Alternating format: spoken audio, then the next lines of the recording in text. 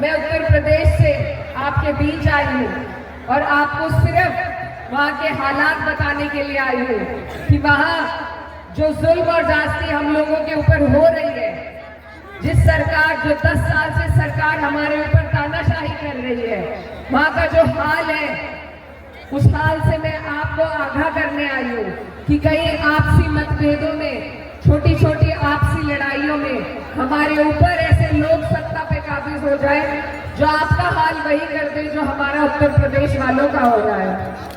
हमें वहाँ अपना रोजगार चलाने की इजाजत नहीं है। कोई जबान खोलता है, उस पर झूठे मुकदमे लगाए जाते हैं, फेक एनकाउंटर किए जा रहे हैं, यहाँ तक भी कि हम अपनी ईद की नमाज भी चैन से नहीं पढ़ सकते। तो ये जो सरकार है भाजपा की, आज वही हमारे मुख्यमंत्री यहाँ आके आप लोगों को घुसपैठिया कह रहे हैं, आप लोगों को आपके ऊपर SIR थोपी जा रही है। ये भाजपा की सरकार अगर इस बार बिहार में जीत गई तो अब वो कभी नीतीश जी को मुख्यमंत्री नहीं बनाएंगे, अब वो अपना मुख्यमंत्री बनाएंगे।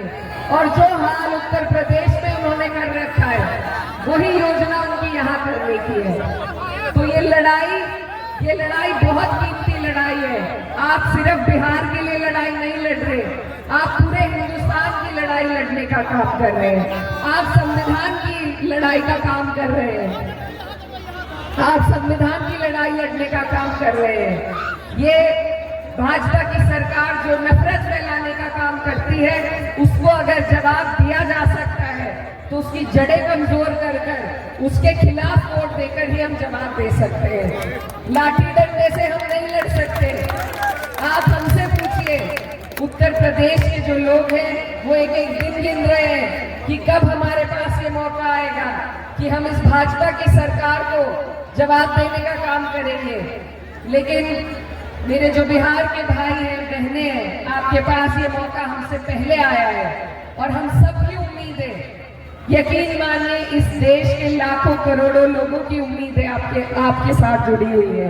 वो आस भरी निगाहों से आपकी तरफ देख रहे हैं कि आप क्या फैसला लेते हैं, कि आप इस नफरत फैलाने वाली तानाशाही सरकार को हम लोगों का बदला लेकर जवाब देने का काम करते हैं या नहीं। बताइए, करेंगे या नहीं? बिहार में घूम रहे हैं और जितना प्यार आप लोगों से मिल रहा है, ऐसा महसूस नहीं हो रहा कि हम अपने घर से मीलों दूर आ गए हैं। तो आपका ये जो प्यार है, इसका मैं कभी कर्ज नहीं चुका पाऊंगी। आपका बहुत बहुत शुक्रिया।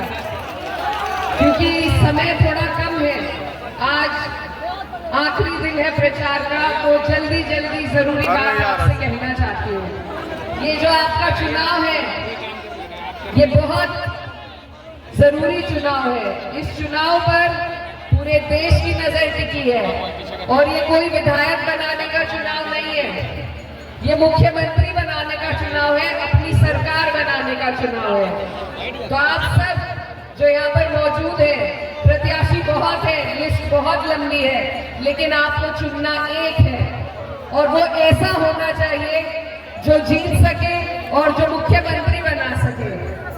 मेरी आपसे यही गुजारिश है कि आप प्रत्याशी भी ना देखे, आप मुख्यमंत्री का चेहरा देखें। मुख्यमंत्री का चेहरा कौन है? तेजस्वी यादव जी।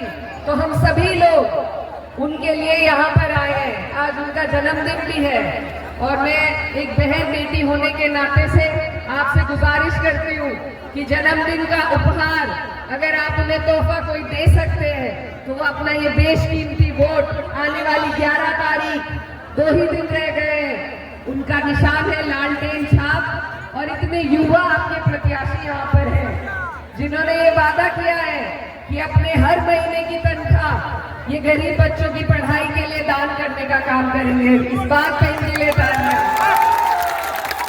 किसी भी समाज के लिए, किसी भी समाज को आगे बढ़ाने के लिए युवाओं की जरूरत होती है और हमारे जितने भी युवा भाई यहाँ खड़े हैं जो रोजगार के लिए परेशान हैं, उनके पास ये सुनहरा अवसर है कि युवा मुख्यमंत्री और युवा प्रत्याशी उन्हें मिलने जा रहा है।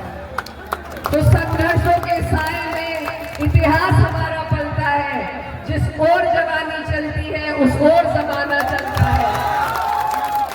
ये चुनाव आप सबके लिए, हम सबके लिए बहुत जरूरी है। मैं ये भी आपसे कहना चाहती हूँ कि किसी एक विधायक के जीतने से बदलाव नहीं आ सकता। जब तक हम सरकार नहीं बदलेंगे तब तक माहौल नहीं बदलने वाला। तो माहौल बदलने के लिए जरूरी क्या है कि हम अपनी सरकार बनाएं। और सरकार कौन बना रहा है बताइए? तेजस्वी यादव जी बनाने जा रहे हैं। तो आप सीधा सीधा अपने प्रत्याशी के माध्यम से मुख्यमंत्री से जुड़ने जा रहे हैं। और इससे बड़ी जीत आपके लिए, हमारे लिए, इस देश के हर अमन पसंद हिंदुस्तानी के लिए नहीं हो सकती। और ये भी मैं आपसे कहना चाहती हूँ कि कोई भी लड़ाई हम अकेले नहीं जीत सकते। हमें जरूरी है कि हम सब 36 बिरादरी, सर्व समाज को साथ लेकर चले, एक दूसरे की ढाल बने, तभी हम आगे बढ़ सकते हैं। जब वक्फ का कानून लाया गया तो सिर्फ 24 सांसद मुसलमान थे, लेकिन 208 लोग जो हमारे साथ खड़े हुए थे कंधे से कंधा मिलाकर, वो सभी हमारे हिंदू भाई थे।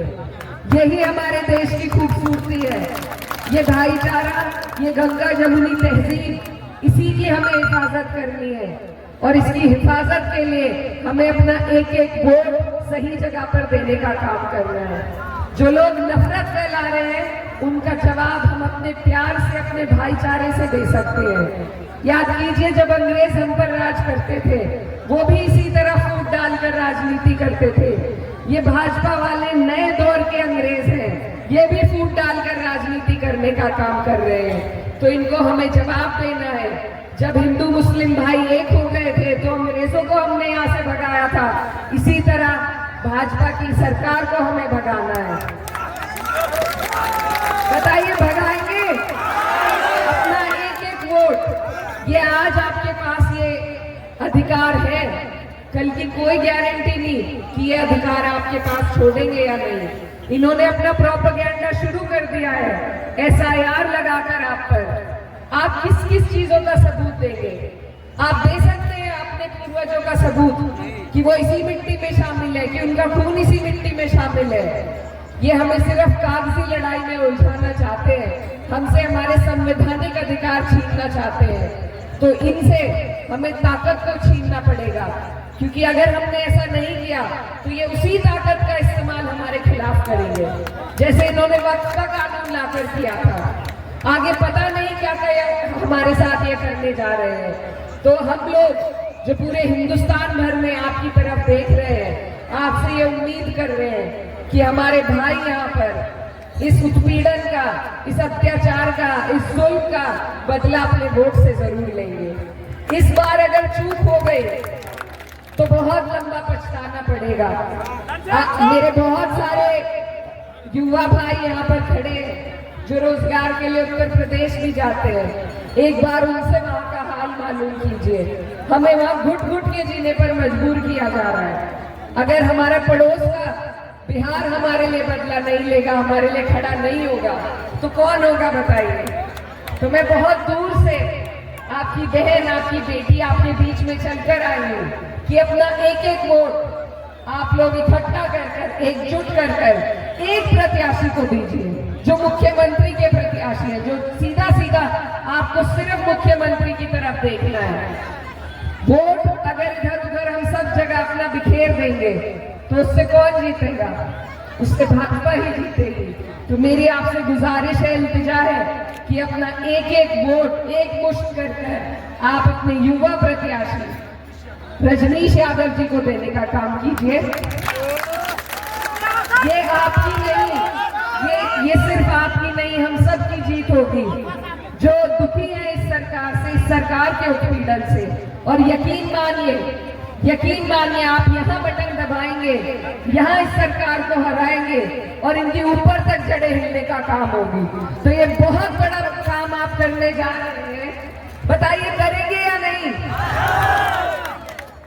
मेरी यही आपसे गुजारिश है। और मेरी जो माएँ बहनें बड़ी संख्या में यहाँ मुझे सुनने के लिए आई थी, उनसे भी मैं कहना चाहती हूँ कि आपके पास मौका है कि आप अपनी सरकार बदलकर अपने भाइयों को, अपने बेटों को रोजगार के लिए यहीं अपने करीब अगर रख सकती है तो एक नई सरकार बनाकर रख सकती है। आप लोगों के लिए बड़ी अच्छी योजना बनाई गई है। तेजस्वी जी कल कहकर गए कि हर महीने 2500 रुपए वो महिलाओं को देने का काम करेंगे, और यही नहीं 2500 12 महीने में 30,000 होते हैं, और आने वाली 14 जनवरी को आपके अकाउंट में 30,000 सीधे सीधे पहुंचने का काम होगा, ऐसा उनका वादा है। तो ये बहुत बड़ा काम हमारी महिलाओं के लिए, माँ बहनों के लिए हो रहा है। और मुझे ये भी सुनने में आया कि कुछ लोग वोट खरीदने की कोशिश कर रहे हैं। तो मेरी माए बहनें, आप उन्हें जवाब कि हम ईमान के लोग हैं, हमारा ज़मीर जिंदा है, हम वोट के लिए बिकते नहीं है, हम नहीं बिकेंगे। हम अपनी आने वाली नस्लों के लिए, उनकी तरक्की के लिए वोट देंगे। आज हम इस देश में ऐसे हाशिए पे खड़े हैं कि अगर हमने बदलाव नहीं किया तो हमारे जो आने वाली नस्लें हैं वो हमसे सवाल करेंगी। तो इसीलिए आपसे मेरी गुजारिश है कि आप बहुत बड़ा काम करने जा रहे हैं इस चुनाव के माध्यम से। बस बहुत सूझबूझ कर चुपचाप आपको लालटेन छाप पर वोट देने का काम करना है। कोई और तरीका नहीं है बदलाव का, कोई और तरीका नहीं है इनसे लड़ने का। तो आने वाली 11 तारीख है, और मैं आपसे ये गुजारिश करती हूँ कि मैं आपकी बहन बेटी हूँ, आपसे गुहार लगाने के साथ साथ उम्मीद लेने के लिए आई हूँ कि आप यहाँ पर भाजपा को हराएंगे, और अगले साल जब हमारे यहाँ चुनाव होगा तो हम आपकी मिसाल देकर उत्तर प्रदेश से भी भाजपा को हराने का काम करेंगे। जब हरियाणा में हम नहीं हरा पाए भाजपा को, जब महाराष्ट्र में जो काम नहीं हो पाया, तो हमारे बहुत हौसले टूटे। मुझे लगता है आपके भी टूटे होंगे, बताइए टूटे थे या नहीं? तो आप ये समझिए कि लाखों करोड़ों लोग हिंदुस्तान के आपकी तरफ देख रहे हैं कि आप उन्हें हौसला देने का, हिम्मत देने का काम करेंगे। तो आप पे बड़ी जिम्मेदारी है। मैं बड़ी दूर से, बड़ी उम्मीदों से आपके बीच आई हूँ कि आप इस बात का मान रखेंगे या नहीं? तो वादा करूँ मैं इनसे, एक एक वोट आपका इन्हें मिलेगा। रजनीश भारती जी को अपना एक एक वोट देकर यहाँ से जिताने का काम कीजिए। और मैं कैराना से आई हूँ, आपको वहाँ के एक बहुत बड़े हमारे शायर थे, उनका शेर आपके बीच में छोड़कर जाना चाहती हूँ कि ये जब्र भी देखा है तारीख की नजरों ने, ये जब्र भी देखा है तारीख की नजरों ने, लम्हों ने खता की थी, सदियों ने सजा पाई। तो मेरे भाइयों, खता ना हो, गलती ना हो, चूक ना हो, अपना एक एक वोट उस प्रत्याशी को जो सरकार बनाने जा रहे हैं देकर इतिहास लिखिए, तस्वीर बदलिए बिहार की और तकदीर बदलिए हिंदुस्तान की। आप सभी का बहुत बहुत शुक्रिया।